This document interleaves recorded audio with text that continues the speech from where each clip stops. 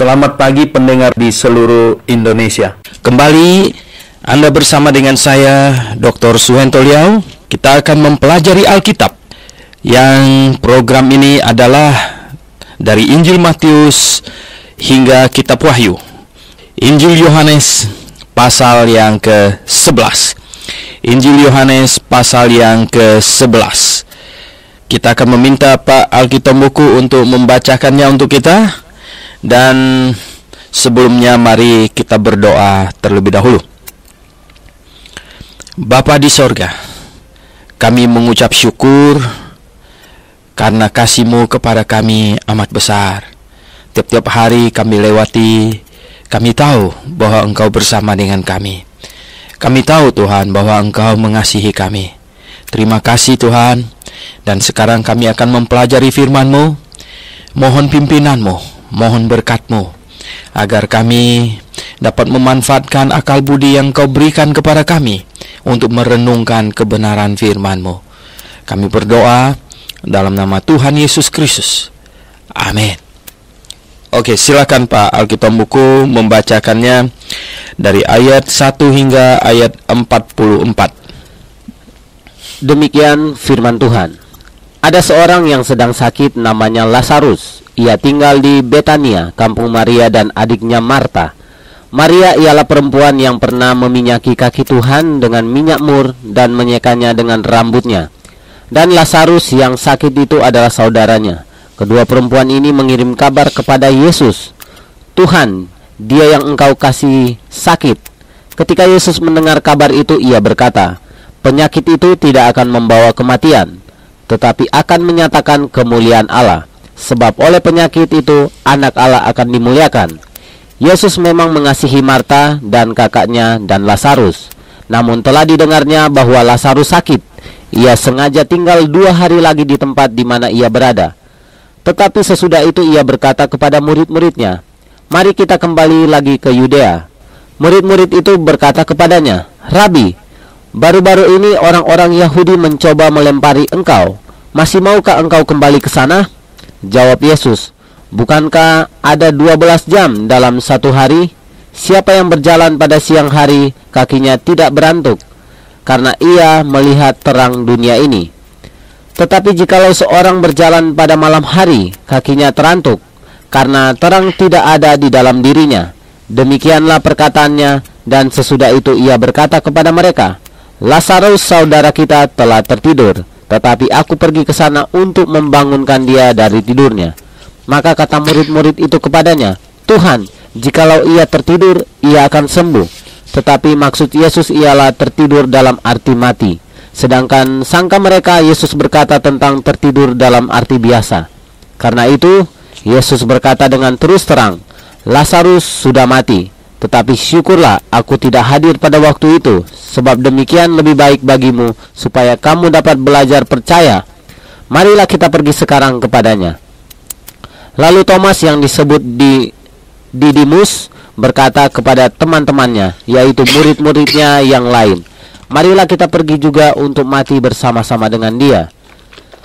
Maka ketika Yesus tiba, didapatinya Lazarus telah 4 hari berbaring di dalam kubur.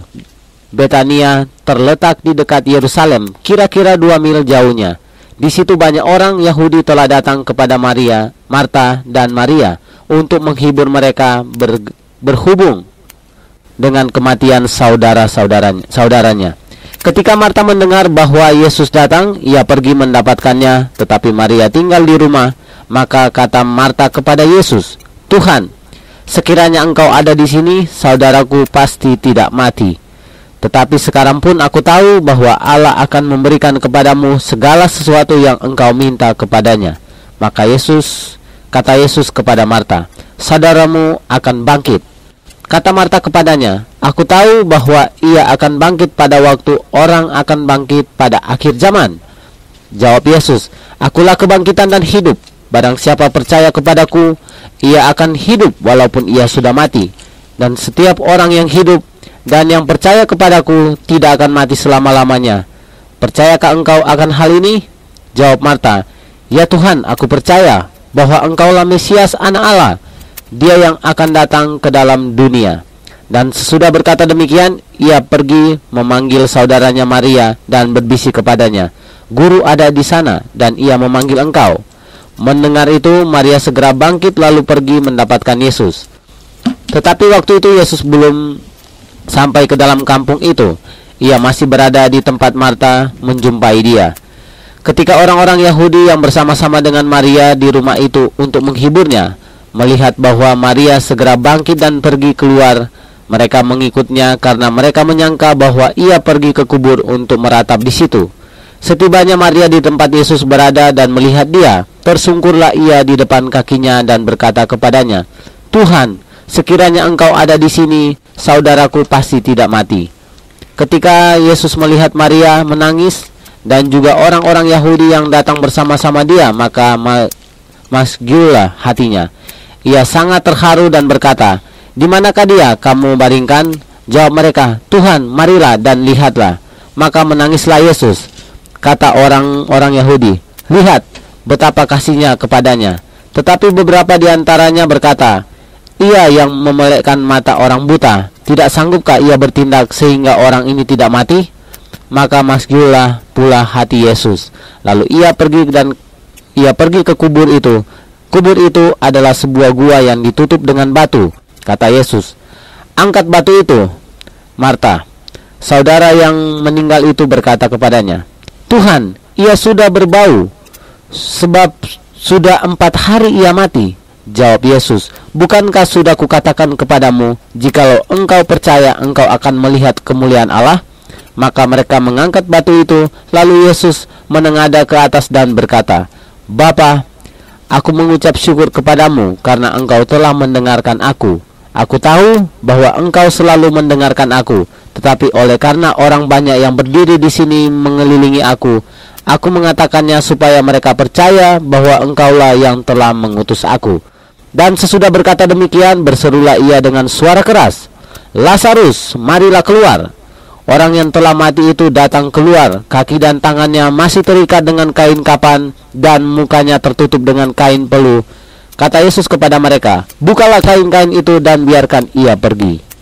Oke, pendengar yang saya kasih dalam Yesus Kristus, Injil Yohanes pasal 11 adalah pasal yang sangat-sangat menegangkan karena sebuah peristiwa yang teramat besar terjadi, yang belum pernah terjadi sejak Adam dan Hawa mungkin ya, sampai pada saat itu, di mana orang yang sudah bukan hanya mati saja tetapi sudah dikuburkan ya, sudah 4 hari.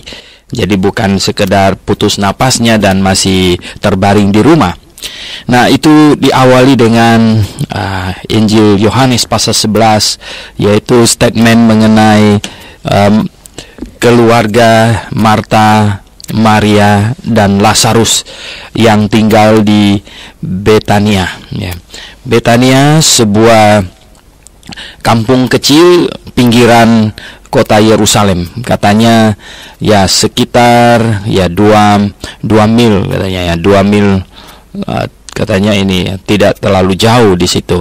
Berarti 3 km lebih, hampir 4 km ya. Nah, katanya Yohanes memperkenalkan 3 orang bersaudara ini, yaitu Marta, Maria, dan Lazarus. Mereka 3 bersaudara.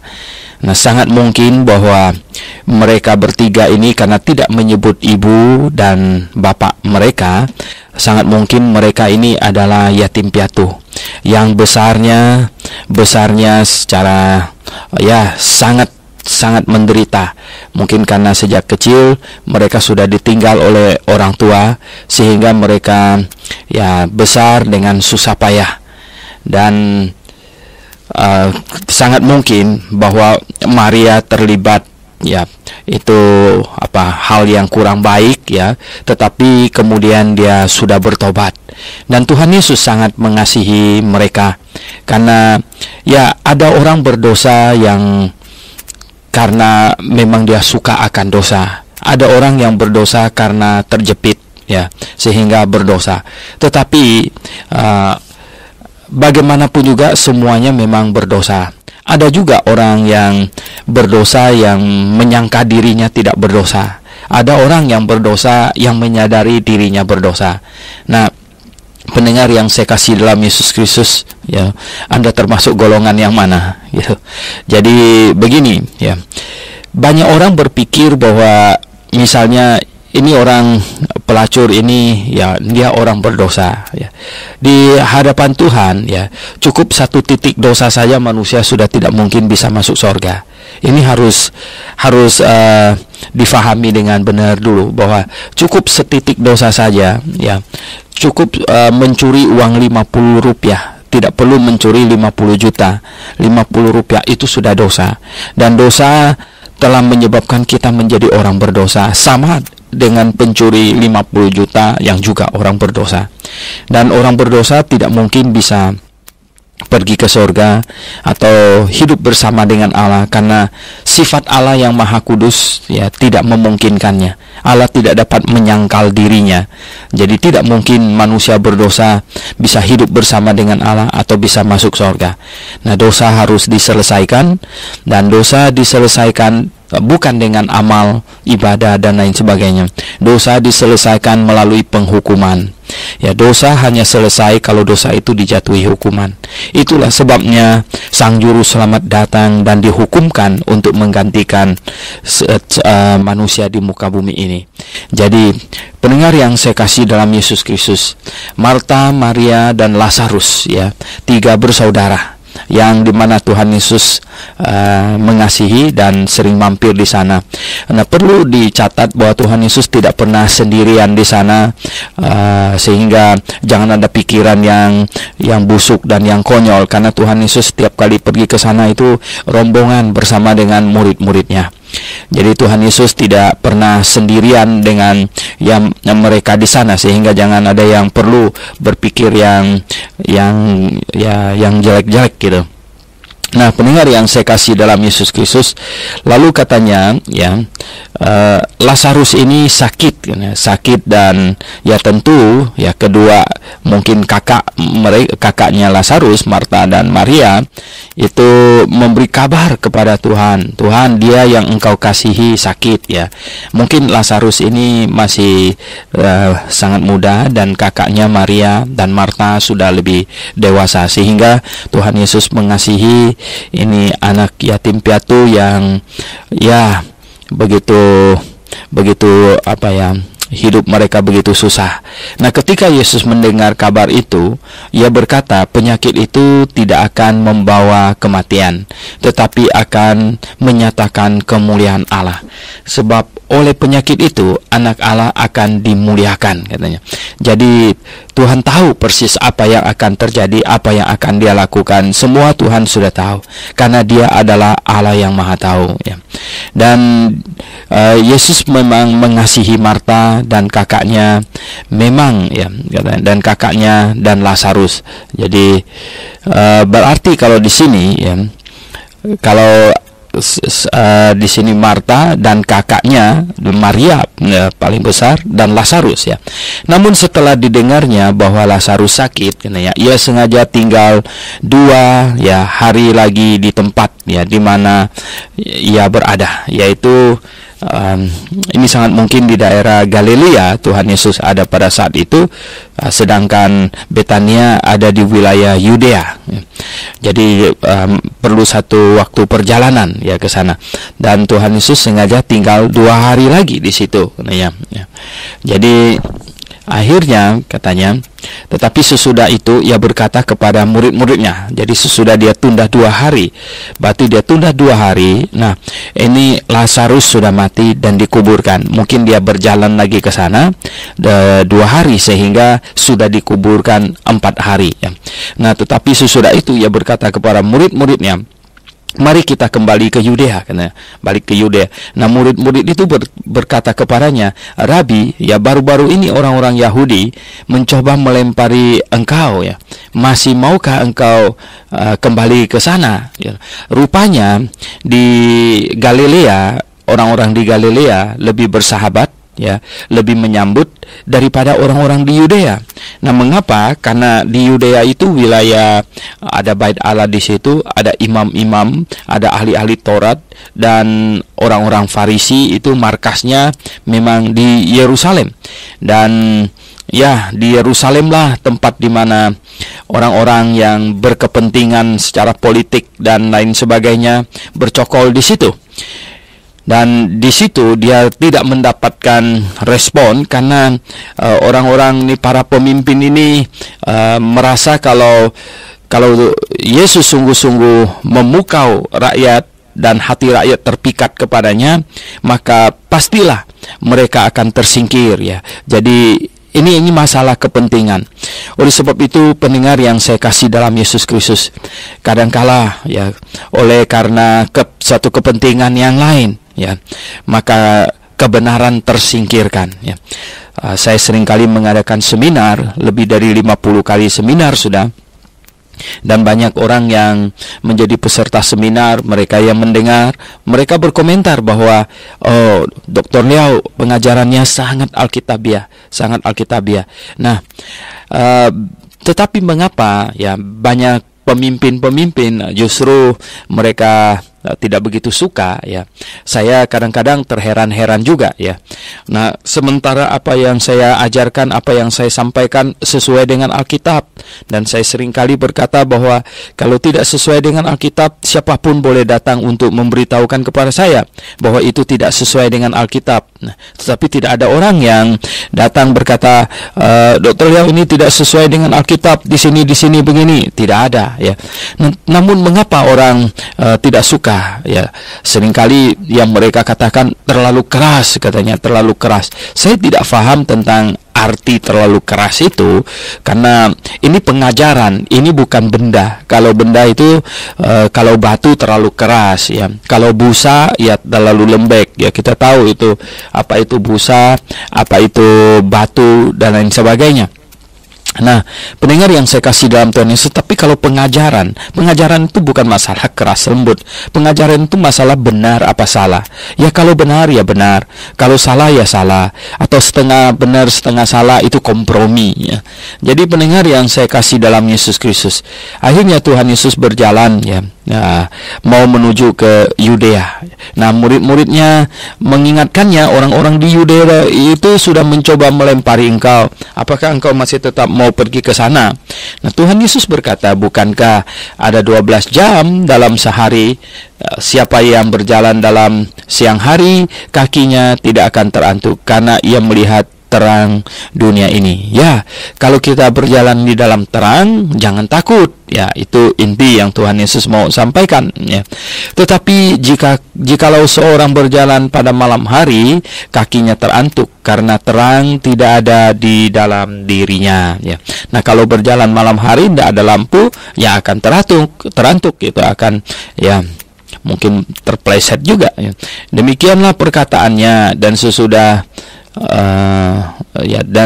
sesudah itu ia berkata kepada mereka, Lazarus saudara kita telah tertidur, tetapi aku pergi ke sana untuk membangunkan dia dari tidurnya. Nah, mereka menyangka bahwa dia berbicara tentang biasanya kita tidur malam hari begitu, ya, sehingga muridnya berkata, Tuhan, jikalau ia tertidur, ia akan sembuh, ya, Tetapi maksud Yesus ialah tertidur dalam arti mati. Nah, ini penulis, ya, Rasul Yohanes menjelaskan, ya, bahwa maksud muridnya dia tertidur, tetapi ya yang dimaksudkan oleh Yesus ya tertidur dalam arti mati, ya. Nah, sedangkan sangka mereka, Yesus berkata tentang tidur dalam arti biasa. Nah, Tuhan Yesus berkata dalam arti kiasan, ya. Nah, karena itu Yesus berkata dengan terus terang. Nah, sekarang dengan terus terang, Lazarus sudah mati, katanya, ya. Tetapi syukurlah aku tidak hadir pada waktu itu, sebab demikian lebih baik bagimu, supaya kamu dapat belajar percaya. Nah, baik bagi siapa? Baik bagi murid-muridnya. Baik bagi murid-murid, supaya murid-murid, katanya, dapat belajar percaya. Belajar percaya. Pendengar yang saya kasih dalam Yesus Kristus, saya sudah ulang-ulang mengatakan bahwa murid-murid adalah dalam kondisi terombang-ambing. Anda bisa bayangkan seseorang yang ada di samping Anda, dan Anda tahu ibunya siapa, bapaknya siapa, saudara-saudaranya siapa, dan sekarang ya Anda harus percaya bahwa Dia adalah Allah pencipta langit dan bumi, Allah pencipta alam semesta ini. Apakah sebegitu gampang? Oleh sebab itu ya, ada saat-saatnya mereka begitu percaya kepadanya, yaitu ketika mereka menyaksikan mujizat yang Dia lakukan. Dan ada saat-saat mereka merasa bahwa Dia itu manusia sebagaimana mereka melihat Dia. Ya. Nah, oleh sebab itu pendengar yang saya kasih dalam Yesus Kristus, Tuhan mau itu mereka belajar percaya bahwa Dia adalah Mesias. Sungguh sulit untuk memahami bahwa Dia adalah Allah pencipta yang mengosongkan dirinya untuk menjadi manusia. Yang mereka tahu Dia adalah manusia sekarang, dan Yesus adalah manusia. Betul, memang Dia manusia, karena kalau Dia bukan manusia, Dia tidak mungkin jadi juru selamat bagi kita. Nah, tetapi Dia adalah Allah yang menjadi manusia. Ini yang sangat sulit sekali untuk dinalarkan, untuk dimengerti ya. Memang ya, kita memakai akal budi, tetapi akal budi kita harus ya berdasarkan Alkitab. Saya adalah orang yang selalu menyerukan bahwa kita harus memakai akal sehat. Tetapi akal sehat kita itu adalah merenungkan apa yang tertulis di dalam Alkitab ini. Ada hal-hal yang dituliskan di dalam Alkitab yang ya tidak ada penjelasannya. Itu bagaimana?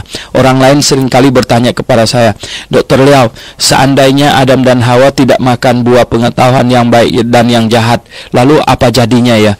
Saya berkata bahwa sesungguhnya kita tidak perlu untuk mengandai-andai ya. Andaikan dia tidak makan buah itu akan jadi begini.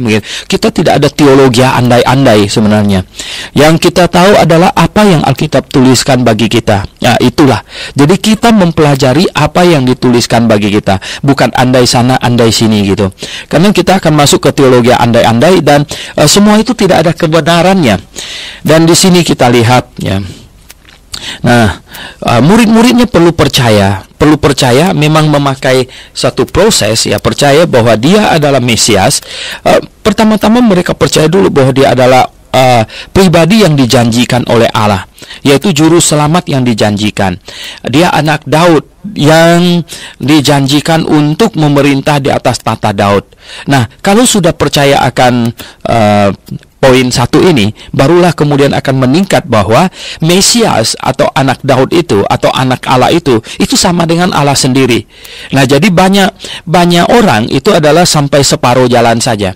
Sampai separuh jalan dalam artinya ada kelompok Kristen yang percaya bahwa Yesus itu Mesias, dan percaya Yesus itu anak Allah, dan percaya bahwa Yesus itu ya Dia adalah juru selamat dan lain sebagainya. Nah, tetapi berhenti sampai di situ. Nah, sesungguhnya itu memang tahap awal. Dan siapakah juru selamat itu? Juru selamat itu Allah sendiri. Siapakah Mesias itu? Mesias itu Allah sendiri. Siapakah anak Allah itu? Anak Allah itu Allah sendiri. Nah, orang Yahudi saja tahu pada waktu itu, ketika Tuhan Yesus berkata Dia anak Allah, mereka langsung berkata, engkau menghujat Allah, engkau menyamakan dirimu dengan Allah, sehingga mereka ambil batu dan mau melemparnya. Jadi pendengar yang saya kasih dalam Yesus Kristus, dan akhirnya Tuhan Yesus mengajak kepada murid-muridnya, mari kita pergi sekarang kepadanya, katanya. Lalu Thomas yang disebut Didymos ya, dan kemudian itu tidak percaya bahwa Dia sudah bangkit itu, malah dia di sini jadi pahlawan. Dia berkata kepada teman-temannya, yaitu murid-murid yang lain, marilah kita pergi juga untuk mati bersama-sama dengan Dia.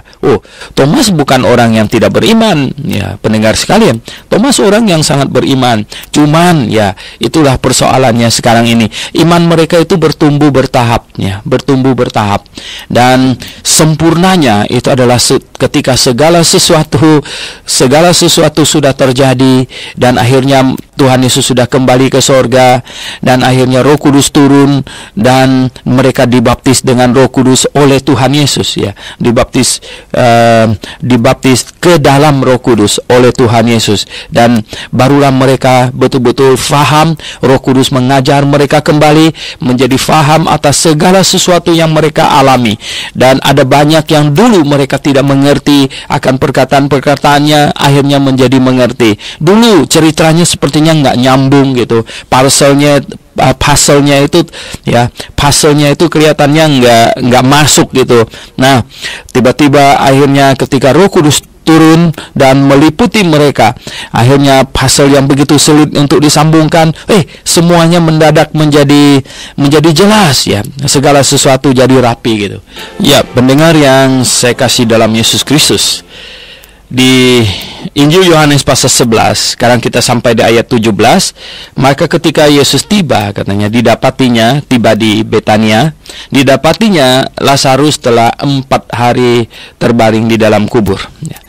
Betania katanya terletak dekat Yerusalem, kira-kira 2 mil jauhnya. Nah, di situ banyak orang Yahudi ya datang kepada Maria dan Marta untuk menghibur mereka berhubung dengan kematian saudaranya. Nah, ketika Marta mendengar bahwa Yesus datang, ia pergi mendapatkannya. Tetapi ya Maria tinggal di rumah. Pendengar yang saya kasih dalam Yesus Kristus, tradisi orang Yahudi mirip-mirip dengan tradisi Tiongkok kuno dulu ya. Dimana kalau orang meninggal ya ada acara tangis-tangisan yang ya lumayan seru dan lumayan lama ya.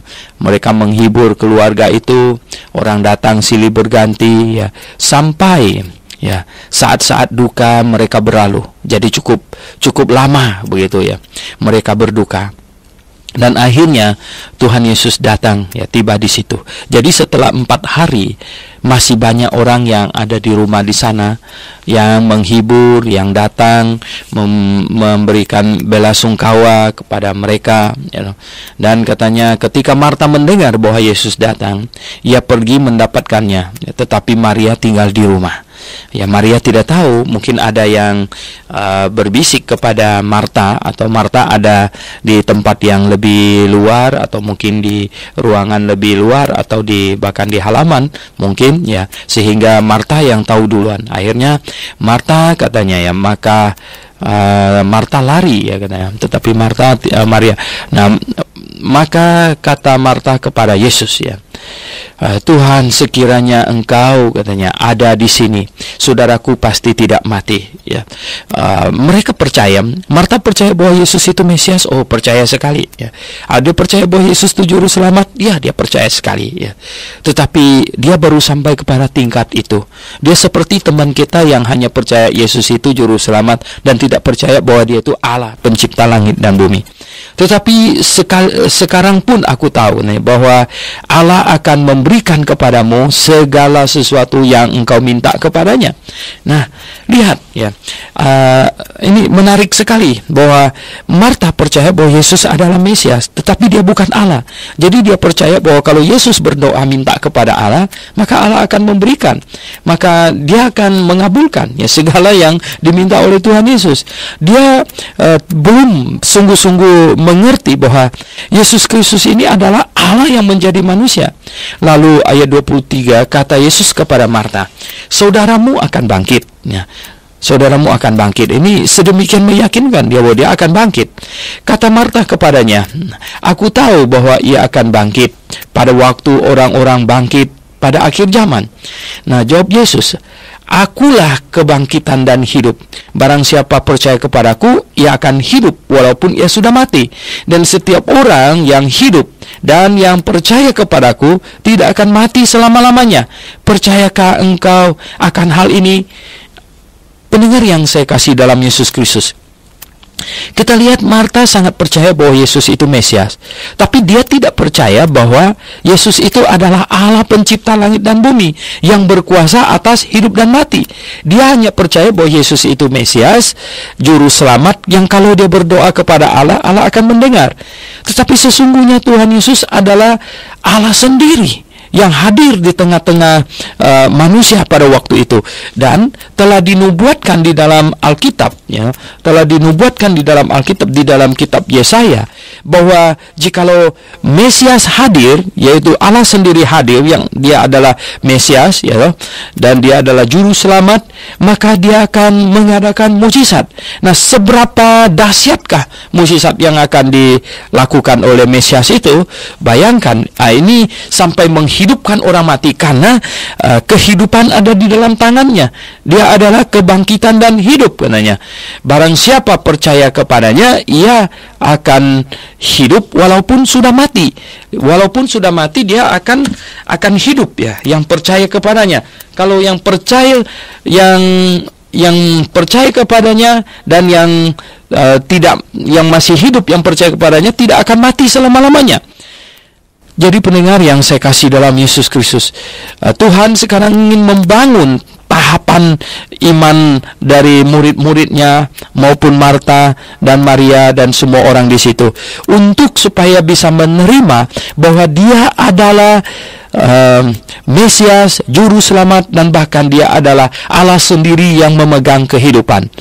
Nah, pendengar yang saya kasih dalam Yesus Kristus, apakah hari ini lalu kita percaya bahwa Yesus adalah kebangkitan hidup, lalu kita bisa bangkitkan orang yang sedang ada di kuburan di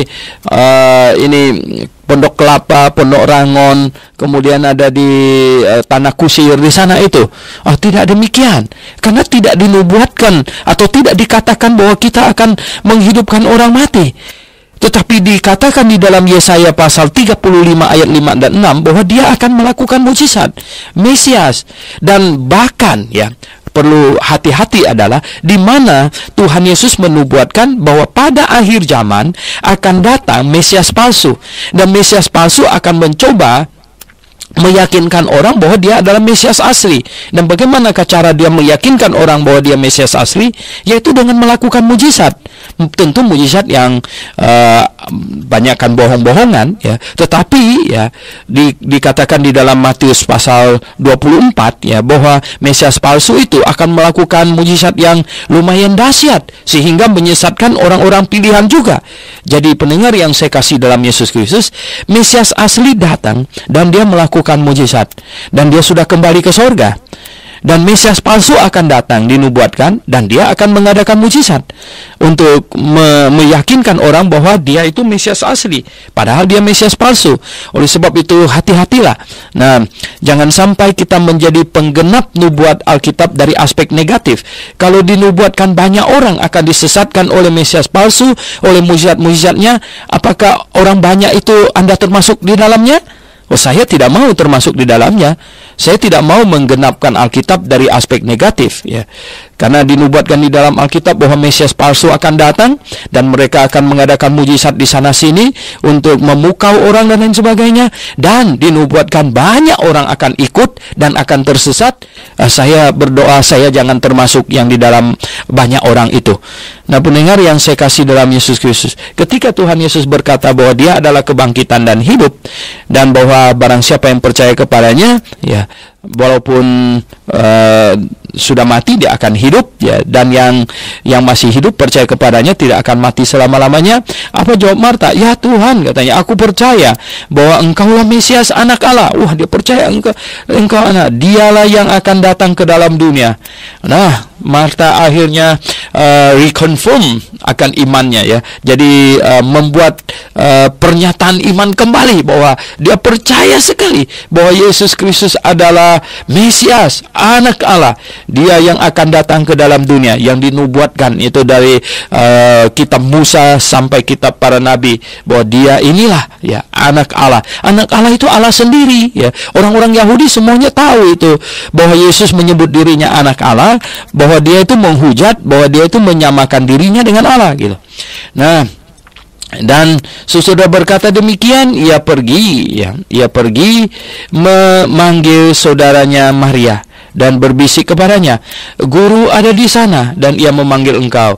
Mendengar itu, Maria segera bangkit dan pergi mendapatkan Yesus. Tetapi waktu itu Yesus belum sampai ke dalam kampung itu, jadi masih agak jauh begitu. Ia masih berada di tempat Marta menjumpai Dia.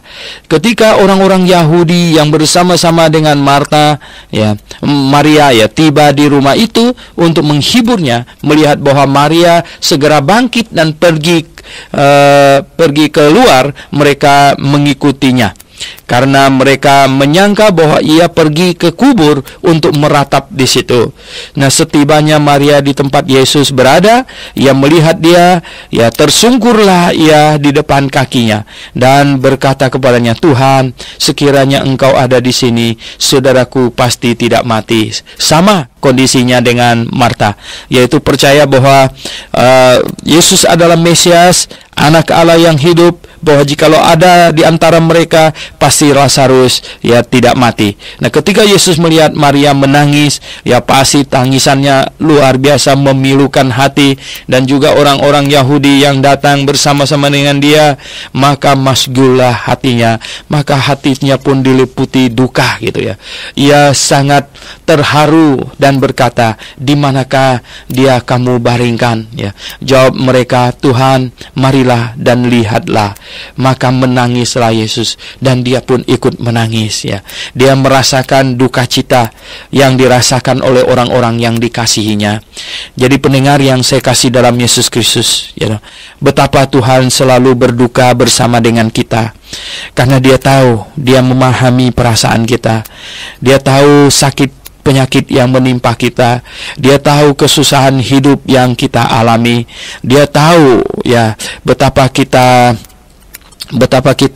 mengalami segala hal yang memilukan di muka bumi ini. Dan dia tahu, dia bersama dengan kita. Kalau dia hari ini tidak membangkitkan orang-orang anggota keluarga kita yang mati, seperti dia membangkitkan Lazarus, itu bukan karena dia tidak mengasihi kita. Karena Lazarus dibangkitkan adalah satu contoh bagi kita, ya, bahwa dia mempunyai kuasa untuk kehidupan. Dia memberikan, dan dia janji kepada kita bahwa kalau kita mati, kita akan dikuburkan, dan kemudian pada waktu sangkakala berbunyi, maka orang-orang mati pasti akan dibangkitkan, dan kemudian yang hidup akan diubah, dan kemudian kita akan memiliki tubuh kebangkitan dan akan naik ke angkasa menyongsong Tuhan di sana. Jadi pendengar yang saya kasih dalam Yesus Kristus, nah, dibangkitkan segerakah atau dibangkitkan pada saat kebangkitan orang-orang mati, itu tidak masalah. Itu hanya selisih waktu saja ya. Jadi kita tidak perlu merasa bahwa Tuhan tidak mengasihi kita. Sekali lagi, kebangkitan Lazarus ini hanyalah satu contoh. Contoh apa? Contoh untuk membuktikan kepada murid-muridnya, membuktikan kepada Maria, Marta, dan orang-orang Yahudi pada waktu itu, bahwa dia adalah Allah pencipta langit dan bumi, bahwa dialah yang memberikan kehidupan kepada debu tanah yang dibentuk sesuai dengan gambar dan petanya.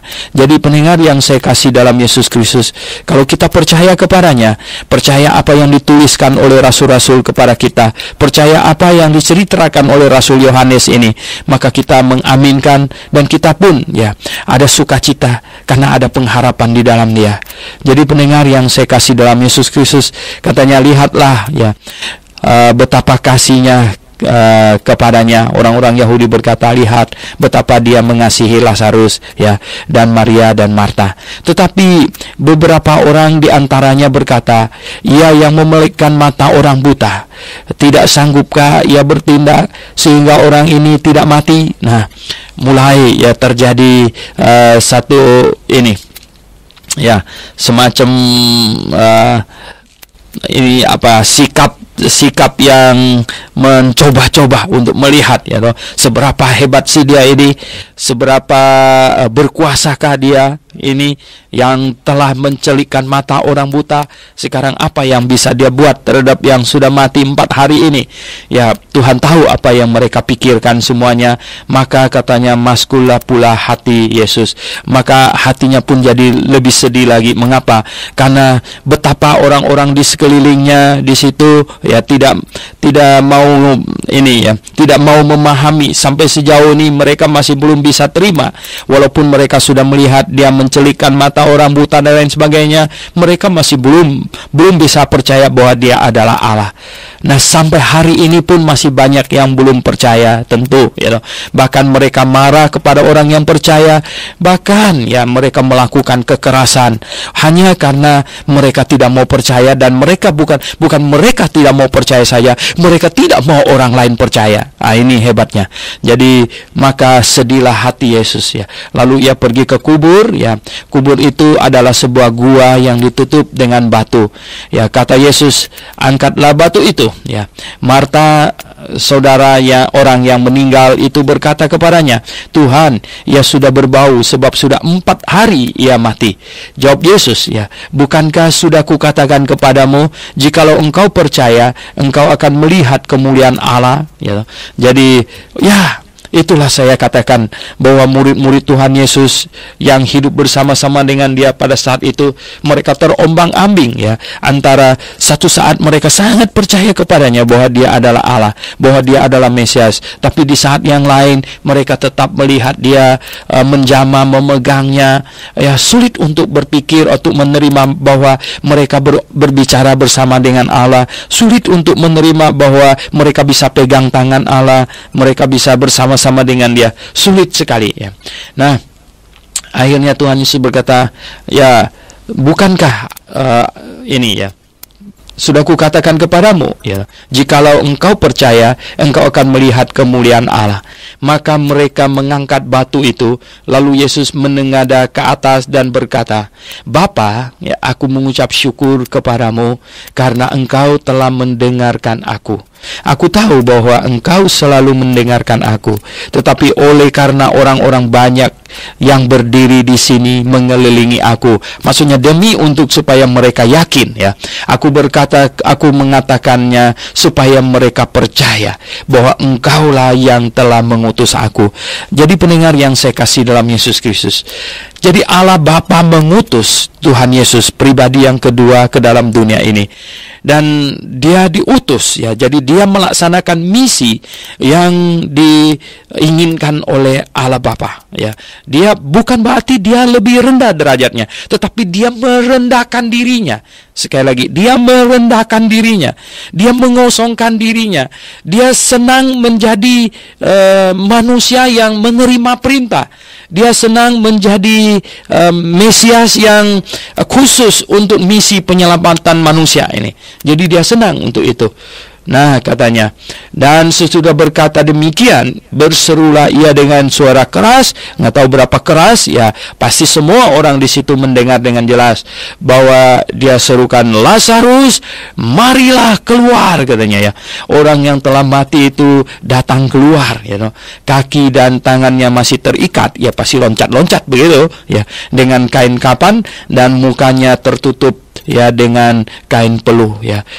Pasti saya bisa bayangkan orang di situ pasti ya mata mereka bulat besar dan mulut mereka ternganga, dan mereka belum pernah melihat yang sedahsyat itu ya, di mana orang yang sudah mati 4 hari dan tiba-tiba sekarang ya berjalan ya toh, loncat keluar dari kubur. Dan Tuhan Yesus berkata, bukalah kain-kain itu dan biarlah ia pergi. Nah, pendengar yang saya kasih dalam Yesus Kristus, akhirnya Lazarus ya dihidupkan, dan kemuliaan bagi Allah, seperti yang Tuhan Yesus katakan bahwa penyakitnya Lazarus ini akan membawa kemuliaan bagi Allah. Jadi ini adalah satu mujizat yang Tuhan Yesus lakukan untuk membuktikan bahwa dia adalah Mesias, bahwa dia adalah Allah pencipta langit dan bumi yang hadir di muka bumi ini. Dan pendengar yang saya kasih dalam Tuhan Yesus, kalau kita setiap kali kita membaca ya, mendengar mujizat yang Tuhan Yesus lakukan, satu hal yang kita perlu ingat, bahwa Tuhan Yesus ingatkan kita pada akhir zaman ya akan datang Mesias palsu, ya Mesias palsu yang berkata dia adalah Mesias, dan ciri khasnya adalah melakukan mujizat untuk meniru apa yang dinubuatkan kepada Mesias yang asli. Jadi untuk membuktikan dirinya Mesias yang untuk meyakinkan orang bahwa dia adalah Mesias yang asli padahal dia palsu, maka dia melakukan mujizat sebagaimana dinubuatkan kepada Mesias. Oke, pendengar yang saya kasih dalam Yesus Kristus, coba kita akan membahas dari ayat 45 sampai dengan ayat yang ke-57. Pak Alkitab Buku akan membacakannya untuk kita, silakan. Banyak di antara orang-orang Yahudi yang datang melawat Maria dan yang menyaksikan sendiri apa yang telah dibuat Yesus percaya kepadanya. Tetapi ada yang pergi kepada orang-orang Farisi dan menceritakan kepada mereka apa yang telah dibuat Yesus itu. Lalu imam-imam kepala dan orang-orang Farisi memanggil mahkamah agama untuk berkumpul, dan mereka berkata, "Apakah yang harus kita perbuat? Sebab orang ini membuat banyak mujizat. Apabila kita biarkan dia, maka semua orang akan percaya kepadanya, dan orang-orang Roma akan datang dan akan merampas tempat suci kita serta bangsa kita." Tetapi seorang di antara mereka, yaitu Kayafas, imam besar pada tahun itu, berkata kepada mereka, "Kamu tidak tahu apa-apa, dan kamu tidak insaf bahwa lebih berguna bagi kamu jika satu orang mati untuk bangsa kita daripada seluruh bangsa kita ini binasa." Hal itu dikatakannya supaya dari dirinya sendiri, bukan dari dirinya sendiri, tetapi sebagai imam besar pada tahun itu, ia bernubuat bahwa Yesus akan mati untuk bangsa itu, dan bukan untuk bangsa itu saja, tetapi juga untuk mengumpulkan dan mempersatukan anak-anak Allah yang tercerai-berai. Mulai dari hari itu mereka sepakat untuk membunuh dia. Karena itu Yesus tidak tampil lagi di muka umum di antara orang-orang Yahudi. Ia berangkat dari situ ke daerah dekat padang gurun dan sebuah kota yang bernama Efraim, dan di situ ia tinggal bersama-sama muridnya. Pada waktu itu hari raya Paskah orang Yahudi sudah dekat, dan banyak orang dari negeri itu berangkat ke Yerusalem untuk menyucikan diri sebelum Paskah itu. Mereka mencari Yesus, dan sambil berdiri di dalam bait Allah, mereka berkata kepada orang lain, "Bagaimana pendapatmu? Akan datang jugakah ia ke pesta?" Sementara itu imam-imam kepala dan orang-orang Farisi telah memberikan perintah supaya setiap orang yang tahu di mana dia berada memberitahukannya agar mereka dapat menangkap dia. Ya, mujizat yang dilakukan oleh Tuhan Yesus Kristus, yaitu membangkitkan Lazarus, telah meyakinkan sejumlah orang yang menyaksikan di situ. Tetapi sejumlah orang lain lagi bukannya menjadi yakin, ya malah mereka pergi ke Yerusalem untuk menghasut. Mereka memberitahukan kepada orang-orang Farisi dan imam-imam apa yang dibuat oleh Yesus Kristus, dan sehingga mereka berkumpul dan berkata, "Apakah yang harus kita perbuat? Ya, apakah yang harus kita buat? Sebab orang itu membuat banyak mujizatnya. Apa yang harus dibuat? Ya percaya saja kepadanya." Ya, tetapi mereka punya pikiran lainnya. Nah, pendengar yang saya kasih dalam Yesus Kristus, mereka punya pikiran begini.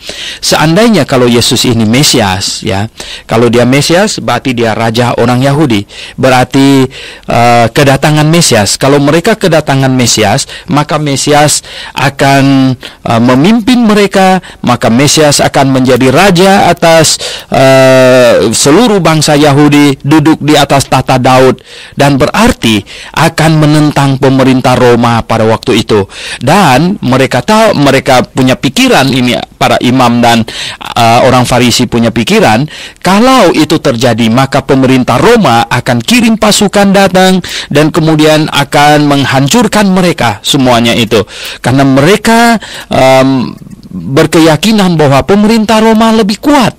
Jadi sekalipun mereka tahu Yesus ini Mesias, mereka tidak berani ya mengakuinya dan mempercayainya Mesias dan mengikuti dia, karena mereka berpikir dari sudut politik bahwa kalau betul-betul Yesus Mesias dan dia akan memerintah di tahta Daud, maka sekarang mereka akan berhadapan dengan pemerintah Roma.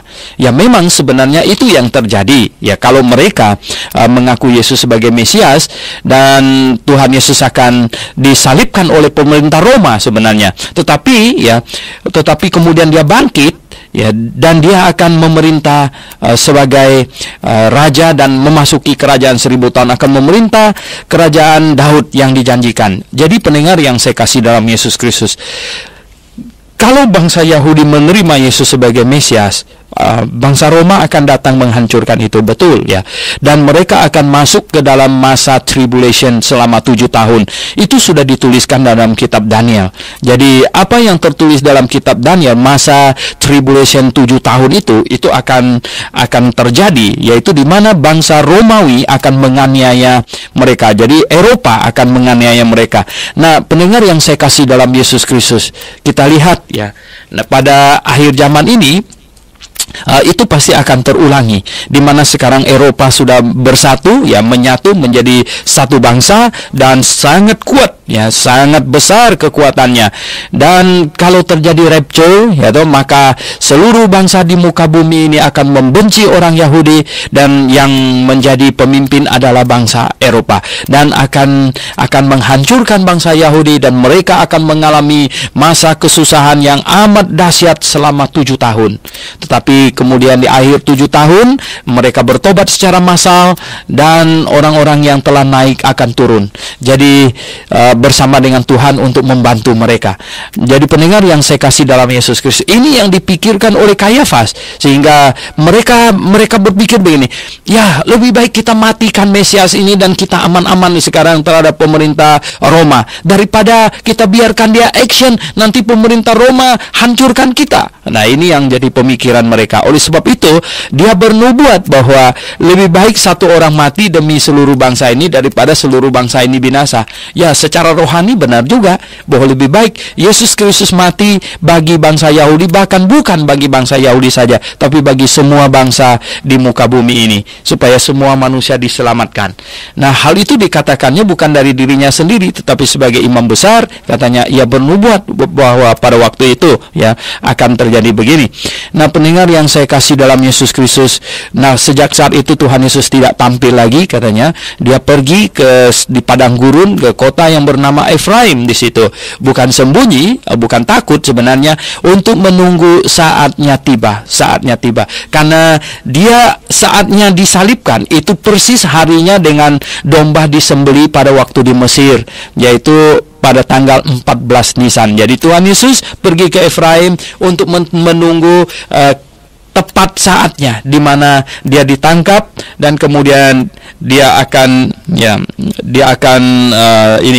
disalibkan ya. Jadi seperti seekor domba yang disembelih, yang darahnya dipoleskan di ambang pintu untuk membebaskan mereka, untuk menyelamatkan bangsa itu. Nah, pada waktu itu hari raya Paskah orang Yahudi sudah dekat katanya, dan banyak orang dari negeri itu berangkat ke Yerusalem ya untuk menyucikan diri sebelum Paskah itu. Nah, mereka mencari Yesus, dan sambil berdiri di dalam bait Allah, mereka berkata seorang kepada yang lain ya, bagaimana pendapatmu, akan datang juga ia ke pesta? Jadi rupanya semua orang sudah tahu, sudah mendengar. Jadi semua orang mencarinya. Sementara itu imam-imam kepala dan orang-orang Farisi telah memberi perintah supaya setiap orang yang tahu di mana dia berada memberitahukannya ya, agar mereka dapat menangkapnya. Jadi mereka mencari-cari Yesus Kristus. Dia ada di mana? Oleh sebab itu dapat difahami bagaimana kemudian ya, di mana itu Yudas Iskariot ya pergi berkata bahwa akan menyerahkan Yesus kepada mereka. Ya, mereka senang sekali ya, mereka senang sekali mendengar itu ya. Pendengar yang saya kasih dalam Yesus Kristus, hari Paskah sudah tiba. Jadi Tuhan Yesus sudah tahu ya, saatnya sudah dekat di mana dia akan dikorbankan. Dia akan disalibkan bagaikan seekor anak domba yang dibawa ke pembantaian untuk dikorbankan di atas mezbah. Jadi penyaliban Tuhan Yesus Kristus itu adalah seperti penyembelihan domba korban di perjanjian lama. Jadi ibadah simbolik perjanjian lama itu sesungguhnya diperintahkan untuk ya menggambarkan apa yang akan dilakukan oleh Allah di dalam menyelamatkan manusia yang berdosa. Karena dosa tidak dapat diselesaikan dengan apapun selain dengan penghukuman. Itulah sebabnya Mesias datang, dihukumkan demi untuk menanggung dosa seisi dunia.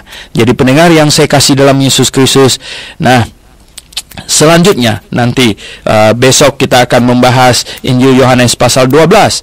Nah, mulai dari Injil Yohanes pasal 12 ya, ini pasal 11 sebenarnya ini adalah 1 minggu terakhir dari kehidupan Tuhan Yesus sebagai manusia di muka bumi ini.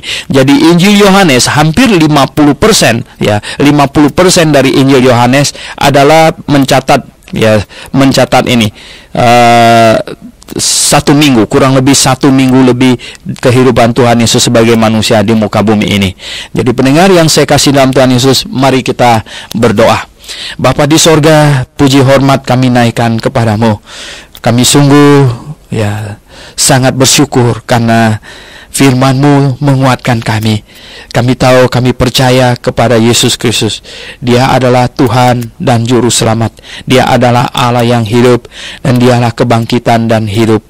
Kami penuh pengharapan. Kami tahu kami tinggal di dunia ini sementara, dan kami akan hidup bersama dengan Tuhan. Terima kasih. Dalam nama Tuhan Yesus Kristus kami berdoa. Amin. Pendengar yang saya kasih dalam Yesus Kristus, jikalau Anda mendapatkan berkat melalui pembahasan firman Tuhan ini, melayanilah Tuhan dengan SMS teman Anda, beritahukan tentang program ini, supaya teman Anda juga sama-sama mendapat berkat. Beritahukan mereka jikalau Anda sungguh mendapat berkat melalui pembahasan firman Tuhan setiap pagi jam 6 sampai jam 7 ini.